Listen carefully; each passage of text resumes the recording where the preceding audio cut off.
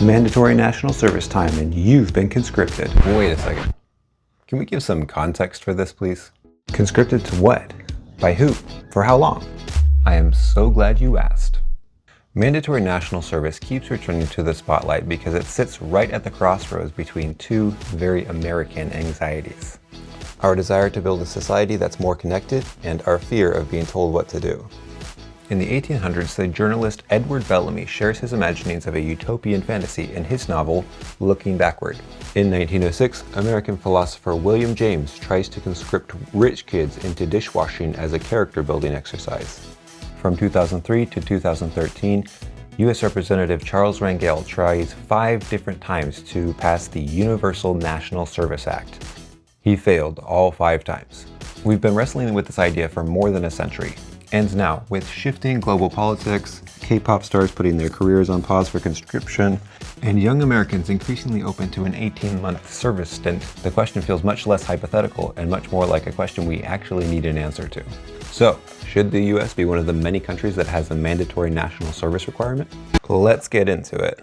We're going to be covering 2 different perspectives today. So first we'll hit one side and then the other. There's the side that thinks that yes, mandatory service is a good thing, and the side that thinks that no, mandatory service is not a good thing.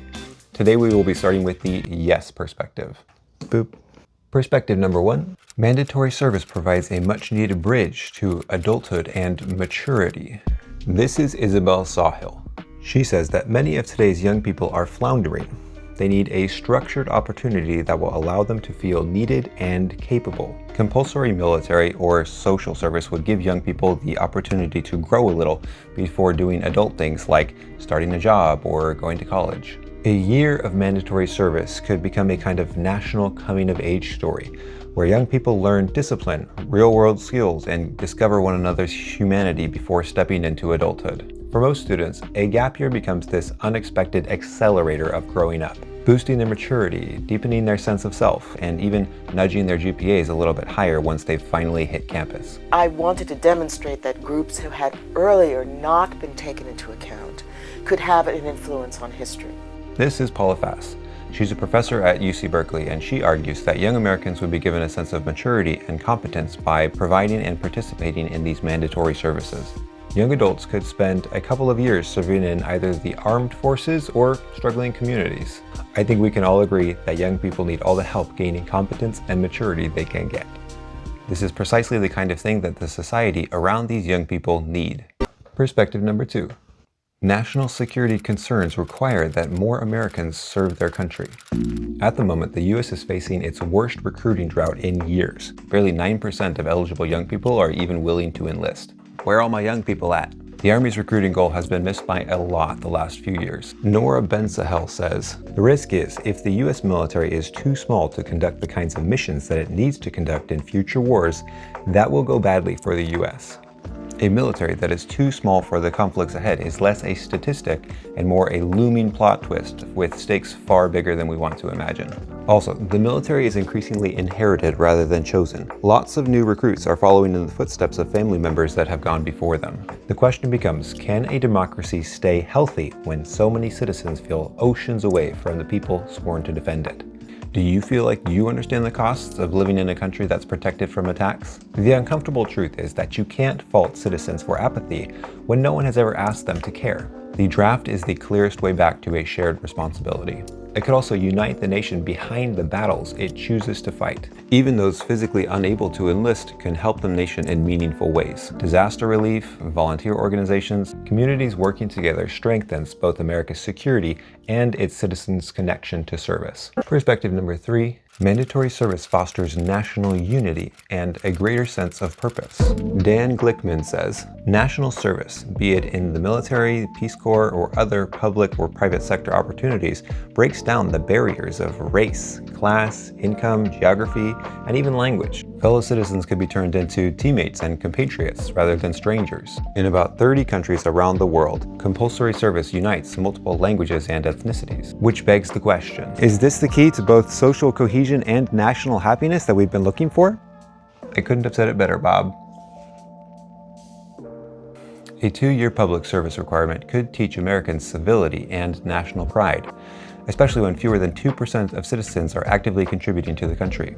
And no, boosting the ratings on a Netflix show does not count as actively contributing. Steve Cohen notes that most young people are in favor of a mandatory national service, seeing it as a way to heal divisions and create a shared national experience. That was my last yes perspective. Before we continue with the perspectives against mandatory service, let's throw a brief history of the topic into the mix. Mandatory service in the States has a surprisingly long and winding history. In 1888, Edward Bellamy imagined a future where service was so normal, people never even bothered calling it mandatory. In 1906, William James proposed a moral equivalent of war that would send young people into the mines, rail yards, and dishwashing stations to knock the entitlement out of them. I'm sure you are familiar with the classic adage, better a rich kid in the kitchen than the boardroom. The idea resurfaces whenever the country has felt the strain of war.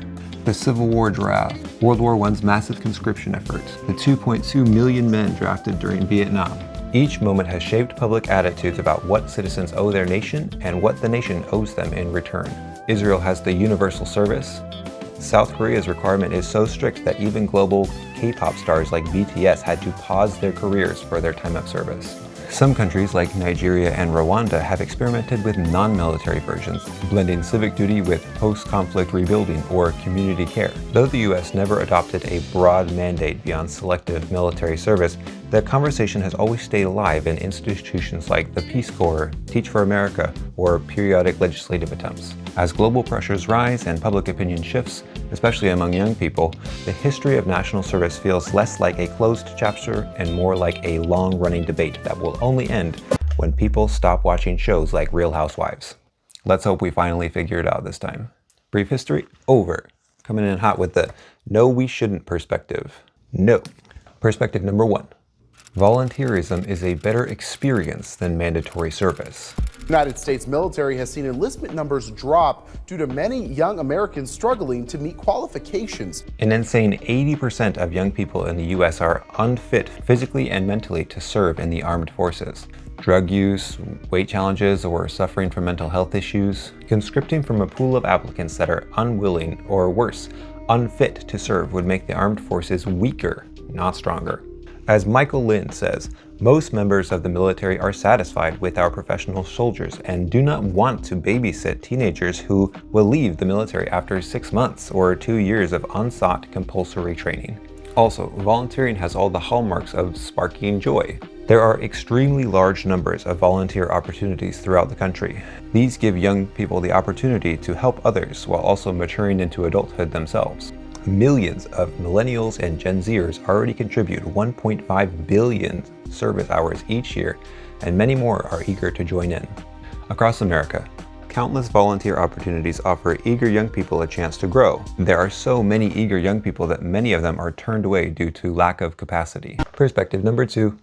Mandatory service results in draft dodging and an unfair burden on low-income and minority citizens. I think that is something we should be thinking about as a country, particularly in an environment where we have a massive civil-military divide. Elliot Ackerman recalls that the Vietnam draft unfairly targeted the poor and less educated. The privileged often dodged service, leaving the military to fill ranks with those below its standards. The inequities of conscription stretched back to the Civil War. The rich often bought their way out of conscription, and the poor had no choice but to serve. Are you rich enough to buy your way out of mandatory conscription? Connor Fradersdorf says, any compulsory service program will be gamed by the wealthy, the well-connected, the folks with the social capital to figure out how things work. The elites would be free to shape programs to reflect their own values and advantages. Also, mandatory service could strain families and communities. Young people will be pulled away who are already supporting their families through work, childcare, or caregiving. For many, mandatory service would postpone joining the workforce, cutting crucial income needed to support their families. The Washington Post points out that a year of compulsory service could force young people to miss fleeting career opportunities or essential family support. Mandatory service infringes on Americans' constitutional right to liberty. The 13th Amendment to the Constitution says, neither slavery nor involuntary servitude, except as a punishment for a crime, whereof the party shall have been duly convicted, shall exist within the United States. Mandatory national service, at least if legally required or backed by civil or criminal penalties, would fit the definition of involuntary servitude. That kind of thing is expressly forbidden by the Constitution. You know, I'm just now realizing that jury duty probably should have factored into this conversation somehow. Oh well. Stuart Anderson says, a national service program that takes 2 years out of the lives of young people or others contravenes the most important part of America, what has drawn people to its shores for centuries: individual liberty.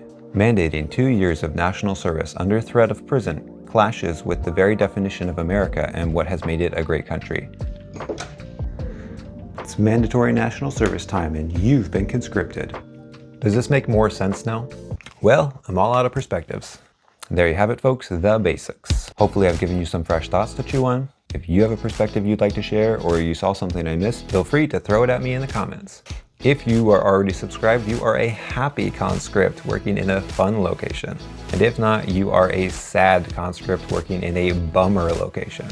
As always, keep your towel close, your friends closer, and I will see you in the next video. Peace.